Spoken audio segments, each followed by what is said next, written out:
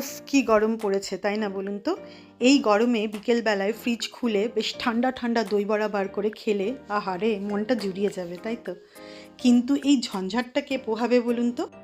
আজকে তাই বানাচ্ছি ইনস্ট্যান্ট দই বড়া। ঘরোয়া উপকরণ দিয়ে মাত্র 5 মিনিটে বিনা তেলে দই বড়া বানানো। এত টেস্টি, মুখে দিলেই একদম মিলিয়ে যাবে। চলুন তাহলে বানানো যাক দই বড়া। প্রথমেই ব্রেডগুলোকে টুকরো টুকরো করে কেটে একটু টক দই দিয়ে, একটু কুচিয়ে রাখা পেঁয়াজ, কাঁচা লঙ্কা, টমেটো আর গ্রেটেড গাজর দিয়ে একটু নুন দিয়ে চটকে মেখে নিলাম। তারপর বড়ার আকারে গড়ে তাওয়াতে হালকা তেল ব্রাশ করে এপিটোপিট করে ভেজে রেডি করে নিলাম। এবার অন্যদিকে টক দইটাকে একটু নুন আর জল দিয়ে পাতলা করে নিলাম। তারপর একটু তেল গরম করে গোটা সর্ষে আর কারি পাতা ভেজে নিলাম, টক দইয়ের মধ্যে দিয়ে দিলাম, এটা ফ্লেভারের জন্যে।